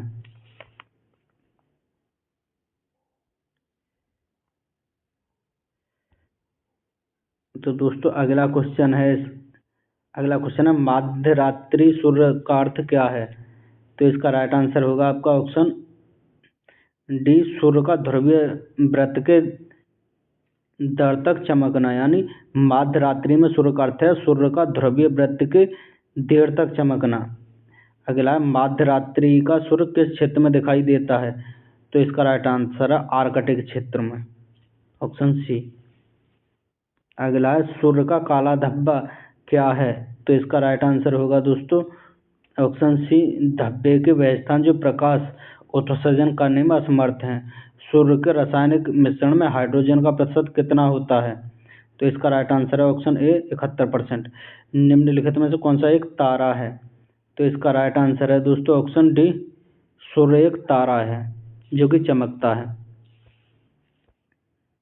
अगला क्वेश्चन है, सौरमंडल सौर पृष्ठ का लगभग कितना % तापमान होता है? सौर पृष्ठ का लगभग दोस्तों आपका इसका राइट आंसर है आपका ऑप्शन सी, 6000 सेल्सियस, यानी 6000 सेल्सियस। सूर्य की सतह पर हाइड्रोजन के अलावा दूसरा कौन सा तत्व बहुतायतम पाया जाता है? तो इसका राइट आंसर होगा आपका option A, helium. Surya Prakash धरती तक पहुंचने में कितना समय लेता है? तो इसका राइट आंसर होगा ऑप्शन ए, 8.3 सेकंड का समय लेता 8.3 मिनट का समय लेता है। अगला क्वेश्चन है दोस्तों, सूर्य के सबसे पास ग्रह कौन सा है? तो इसका राइट आंसर होगा ऑप्शन ए, बुध को सूर्य के सबसे पास ग्रह कहा जाता है। अगला है दोस्तों, बुध नक्षत्र में एक वर्ष में दिनों की संख्या कितनी होती है? बुध के नक्षत्र में एक दिन में दिनों की संख्या होती है 88। किस ग्रह में चंद्रमा की तरह कलाएं होती हैं? तो इसका राइट आंसर है ऑप्शन बी, बुध में। निम्नलिखित में से कौन से ग्रह के चारों ओर घूमने वाला उपग्रह नहीं है? तो इसका राइट आंसर है ऑप्शन बी, बुध और शुक्र के उपग्रह नहीं है। अगला क्वेश्चन है दोस्तों, निम्नलिखित में से कौन सा ग्रह सूर्य का चक्कर सबसे कम समय में लगाता है? तो इसका राइट आंसर है आपका ऑप्शन ए। अगला है, सबसे तीव्र गति से सूर्य का चक्कर लगाने वाला ग्रह? तो इसका राइट आंसर है ऑप्शन ए, बुध। निम्नलिखित में से किस ग्रह की परिभ्रमण गति सबसे अधिक है? तो इसका राइट आंसर होगा ऑप्शन ए, बुध। निम्नलिखित में से किस ग्रह का अक्षीय झुकाव सबसे अधिक है? तो इसका राइट आंसर होगा ऑप्शन बी, बुध। चंद्रमा के दृश्य दिखाई देने वाला ग्रह कौन सा है? तो इसका राइट आंसर होगा दोस्तों ऑप्शन ए, बुध। अगला क्वेश्चन है, सौरमंडल का कौन सा ग्रह लगभग पृथ्वी जितना बड़ा है? तो दोस्तों इसका राइट आंसर होगा ऑप्शन सी, शुक्र। निम्नलिखित में किस ग्रह को पृथ्वी की बहन कहा जाता है? तो इसका राइट आंसर है ऑप्शन बी, शुक्र को। अगला है दोस्तों, किस ग्रह को शाम का तारा इवनिंग स्टार कहा जाता है? तो इसका राइट आंसर है ऑप्शन बी, शुक्र को। सबसे चमकीला ग्रह किसे कहा जाता है? तो दोस्तों इसका राइट आंसर है आपका ऑप्शन सी, शुक्र ग्रह सबसे चमकीला ग्रह होता है। अगला क्वेश्चन है, सूर्य तथा पृथ्वी के निकटतम ग्रह कौन से हैं?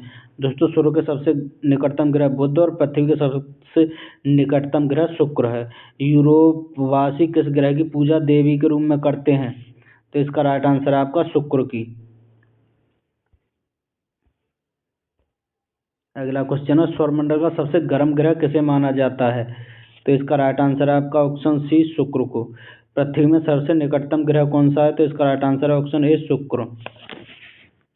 निम्नलिखित में से किस एक को भोर का तारा कहा जाता है? शुक्र को। निम्नलिखित ग्रह में से किसे सौंदर्य का देवता कहा जाता है? आपका ऑप्शन बी, दोस्तों शुक्र को कहा जाता है। अगला है दोस्तों, सुपरनोवा क्या है? तो इसका राइट आंसर होगा दोस्तों ऑप्शन डी, एक मृतकाय तारे को सुपरनोवा कहा जाता है। उत्तरी ध्रुव की खोज किसने की थी? तो इसका राइट आंसर है आपका ऑप्शन ए, रॉबर्ट पियरी ने। साउथ पोल पहुंचने वाला प्रथम व्यक्ति कौन था? तो इसका राइट आंसर एडमसन थे। पृथ्वी के सबसे निकटतम खगोलीय पिंड कौन सा है?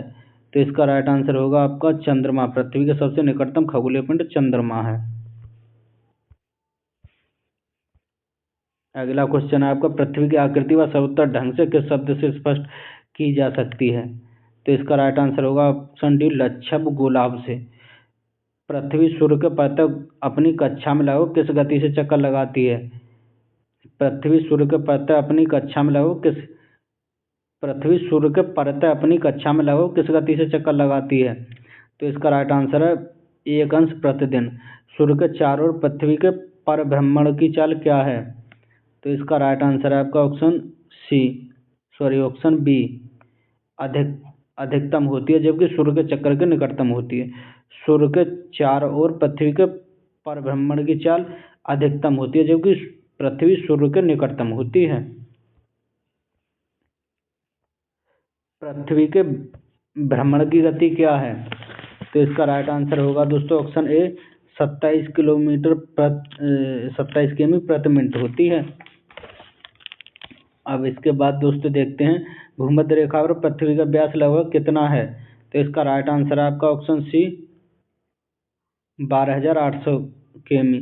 सूर्य की परिक्रमा करने के दौरान पृथ्वी सूर्य की अधिकतम दूरी पर किस महीने में पहुंचती है? तो इसका राइट आंसर है आपका 4 जुलाई को। पृथ्वी की उपसौर स्थिति किस महीने में होती है? तो इसका राइट आंसर है आपका ऑप्शन बी, आपका 4 जनवरी को। तारे पूर्व से पश्चिम में किस कारण ज्यादा दिखते हैं? तो इसका राइट है, पृथ्वी पश्चिम से पूर्व की ओर घूमती रहती है।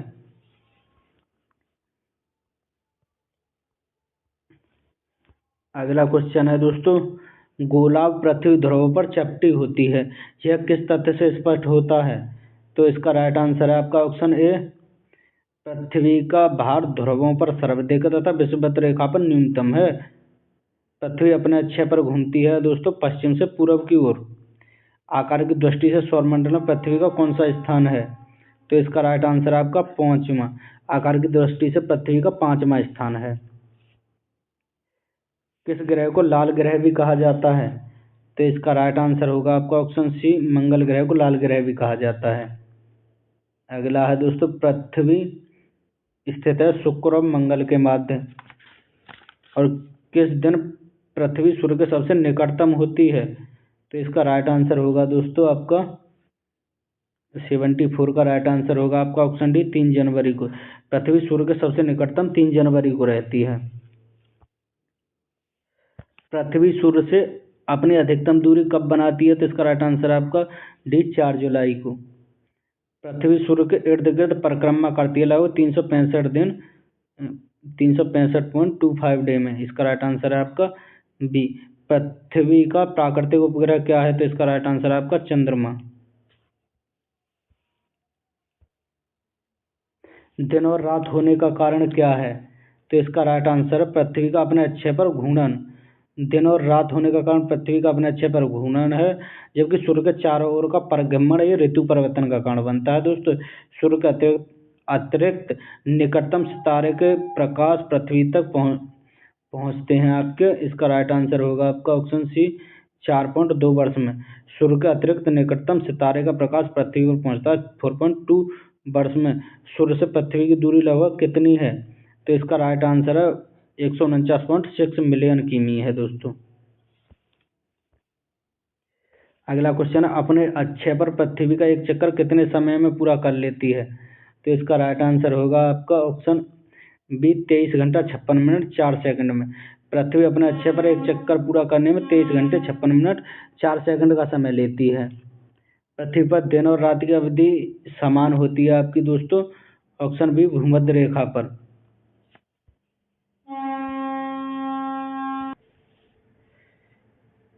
इक्वेनॉक्स का तात्पर्य वह तिथि है जब इक्वेनॉक्स दोस्तों, इक्वेनॉक्स का मतलब है दिन और रात समान अवधि के होते हैं तो इक्वेनॉक्स कहा जाता है।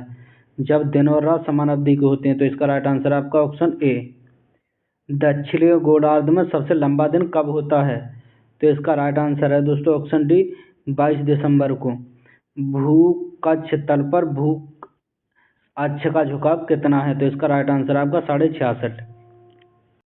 निम्नलिखित में से किसने स्वयं को हिंदुस्तान का तोता कहा था? तो इसका राइट आंसर आपका ऑप्शन सी आमिर खुसरो को हिंदुस्तान का तोता कहा जाता है। आमिर खुसरो का जन्म कहाँ पर हुआ था? तो इसका राइट आंसर आपका ऑप्शन ए एटा में। अगला है दोस्तों, आमिर खुसरो किसके शिष्य थे? तो इसका राइट आंसर आपका निजामुद्दीन औलिया के शिष्य थे आमिर खुसरो। आमिर खुसरो का वास्तविक नाम क्या था? तो इसका राइट आंसर आपका मोहम्मद हुसैन था। अगला क्वेश्चन है दोस्तों, आमिर खुसरो किस शासक के दरबार में कवि थे? तो इसका राइट आंसर होगा आपका ऑप्शन बी अलाउद्दीन खिलजी के दरबार में। आमिर खुसरो अलाउद्दीन खिलजी के दरबार में कवि थे। अगला है, महान हिंदू वेद निर्माता किसे माना जाता है? तो इसका राइट आंसर आपका ऑप्शन सी मनु को। भारत में सूफी संप्रदाय का संस्थापक किसे माना जाता है? तो मोइनुद्दीन चिश्ती को। पैगंबर मोहम्मद का जन्म कब हुआ था? तो इसका राइट आंसर है 570 ईस्वी को हुआ था। अगला क्वेश्चन है दोस्तों आपका, गुरु नानक देव का जन्म कब हुआ था? तो इसका राइट आंसर है आपका ऑप्शन सी 1469 ईस्वी को हुआ था। अगला क्वेश्चन है दोस्तों, चैतन्य ने शिक्षा दी थी आपको, भक्ति आंदोलन की चैतन्य ने शिक्षा दी थी।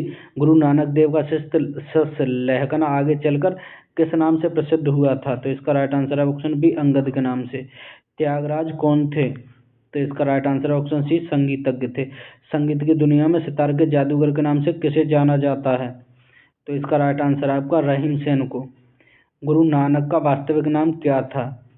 तो इसका राइट आंसर आपका गुरु नानक देव था। तानसेन का मूल नाम क्या था? तो इसका मूल नाम, तानसेन का मूल नाम रामतनु पांडे था। गौतम बुद्ध का वास्तविक नाम क्या था? तो इसका राइट आंसर है दोस्तों ऑप्शन ए सिद्धार्थ था। स्वामी विवेकानंद का वास्तविक नाम क्या था? तो इसका राइट आंसर है ऑप्शन बी नरेंद्रनाथ दत्त था। कन्फ्यूशियस का वास्तविक चीनी नाम क्या था? तो इसका राइट आंसर है कुंग फ्यू था दोस्तों। उर्दू के मशहूर शायर मिर्जा गालिब का वास्तविक नाम क्या था? तो इसका राइट आंसर आपका ऑप्शन बी असदुल्ला खां था दोस्तों। मिर्जा गालिब का नाम असदुल्ला खां था। किसने कहा था दिल्ली अभी दूर है? तो इसका राइट आंसर आपका निजामुद्दीन औलिया ने कहा था दिल्ली अभी दूर है। दुख में सब सिमरन करे सुख में करे न कोई, यह पंक्ति किसने लिखी है? तो इसका राइट आंसर आपका कबीर दास ने लिखी है दोस्तों।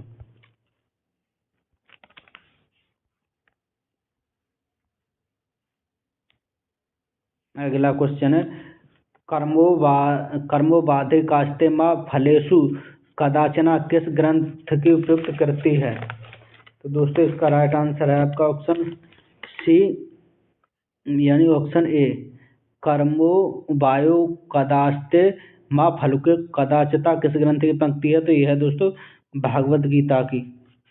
अगला है दोस्तों आपका, किसने कहा था राम और रहीम एक ही ईश्वर के दो अलग अलग नाम हैं? तो इसका राइट आंसर होगा ऑप्शन बी कबीर दास ने। वेदों की ओर शरण लो इस आदर्श वाक्य को किसने प्रतिपादित किया था? तो इसका राइट आंसर है ऑप्शन ए स्वामी दयानंद सरस्वती ने। संत कबीर किसके शिष्य थे? तो इसका राइट आंसर आपका रामानंद के शिष्य थे कबीरदास। संगीत सम्राट तानसेन के गुरु का नाम क्या था? तो ये हरिदास थे तानसेन के गुरु। सिख धर्म के पिता गुरु नानक देव का जन्म कहाँ पर हुआ था? तो इसका राइट आंसर है ऑप्शन सी तलवड़ी में। सिख के 10वें व अंतिम गुरु गुरु गोविंद सिंह की जन्मस्थली किसे माना जाता है? तो इसका राइट आंसर है दोस्तों ऑप्शन डी पटना साहिब को। इस्लाम धर्म के प्रवक्ता पैगंबर मोहम्मद का जन्म कहाँ पर हुआ था? तो इसका राइट आंसर है आपका ऑप्शन बी मक्का में। बौद्ध धर्म के प्रवर्तन गौतम बुद्ध की जन्मस्थली किसे माना जाता है? तो इसका राइट आंसर है दोस्तों ऑप्शन ए लुम्बिनी को। गौतम बुद्ध की जन्मस्थली लुम्बिनी को माना जाता है। अगला आदि शंकराचार्य का जन्म कहाँ पर हुआ था? तो दोस्तों आदि शंकराचार्य का जन्म हुआ था आपका कलादी में।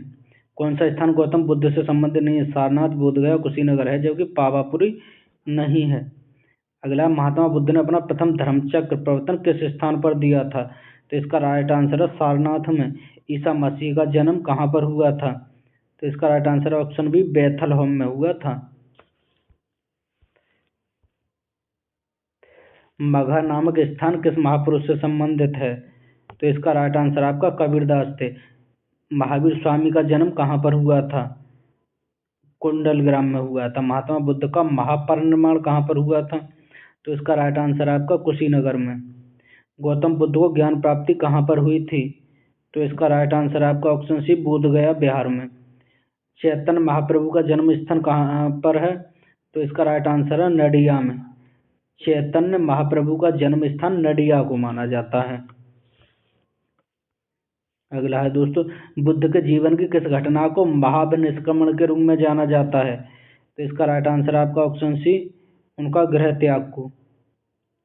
महात्मा बुद्ध के गृह त्याग को महापरिनिष्क्रमण के रूप में जाना जाता है। गुरु गोविंद सिंह को समाधि स्थल कहाँ पर है?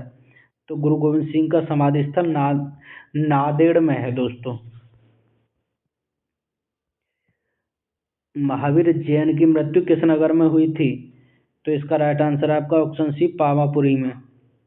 सुप्रसिद्ध उर्दू गायक मिर्जा गालिब कहाँ के मूल निवासी थी? तो इसका राइट आंसर आपका ऑप्शन ए आगरा की। किसकी समाधि होने के कारण नांदेड़ गुरुद्वारा सिख संप्रदाय के पवित्र स्थल के रूप में माना जाता है? तो इसका राइट आंसर है गुरु गोविंद सिंह का। बंगाल में भक्ति आंदोलन का प्रवर्तक किसे माना जाता है? तो इसका राइट आंसर आपका ऑप्शन ए चैतन्य को माना जाता है। बंगाल में भक्ति आंदोलन का प्रवर्तक चैतन्य को माना जाता है। शिकागो के प्रसिद्ध विश्व धर्म सम्मेलन में भारत का प्रतिनिधित्व किसने किया था? तो इसका राइट आंसर है ऑप्शन बी स्वामी विवेकानंद ने।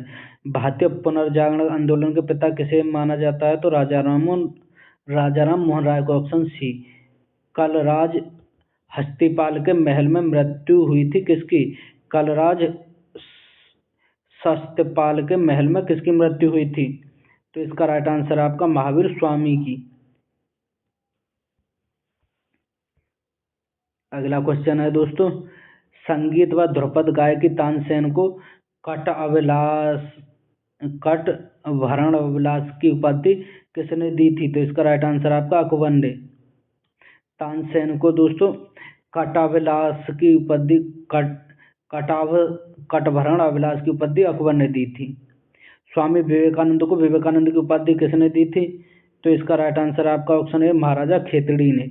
निम्नलिखित में से किस भक्ति संत ने अपने संदेश के प्रचार के लिए सबसे पहले हिंदी का प्रयोग किया था? तो इसका राइट आंसर है ऑप्शन सी रामानंद ने। संत कबीर का जन्म कहाँ पर हुआ था? तो इसका राइट आंसर होगा ऑप्शन बी वाराणसी में। महावीर का जन्म किस राजघराने में हुआ था? तो इसका राइट आंसर है ऑप्शन बी क्षत्रिय कुल में। बुद्ध किस वंश से संबंधित थे? तो इसका राइट आंसर होगा ऑप्शन सी शाक्य कुल से संबंधित थे। अगला है दोस्तों ज्ञान प्राप्ति से पूर्व महावीर का नाम क्या था? तो इसका राइट आंसर होगा आपका ऑप्शन ए वर्धमान था ज्ञान प्राप्ति से पूर्व महावीर का नाम। अगला निम्नलिखित में से कौन संत महाराष्ट्र से थे? तो इसका राइट आंसर होगा आपका 56 का दोस्तों ऑप्शन सी तुकाराम महाराष्ट्र से संबंधित थे। संत तुकाराम का संबंध महाराष्ट्र राज्य से था।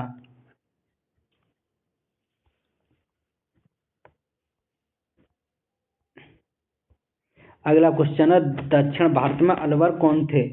तो दोस्तों इसका राइट आंसर होगा दक्षिण भारत में अलवर ऑप्शन सी संत थे। दक्षिण भारत में अलवर संत थे, ऑप्शन सी इसका राइट आंसर है दोस्तों। निम्नलिखित में से किसका मिलन गलत है? तो चलिए दोस्तों देखते हैं किसका मिलन गलत है। नामदेव महाराष्ट्र से संबंधित थे, एकदम ठीक है। चेतन बंगाल से थे, ये भी ठीक है। नरसिंह मेहता गुजरात से थे। बल्लभाचार्य गुजरात से थे, यह गलत है। पटना के किस गुरु का जन्म स्थान माना जाता है? तो इसका राइट आंसर होगा दोस्तों आपका ऑप्शन डी, गुरु गोविंद साहब का जन्म स्थान पटना साहिब को माना जाता है।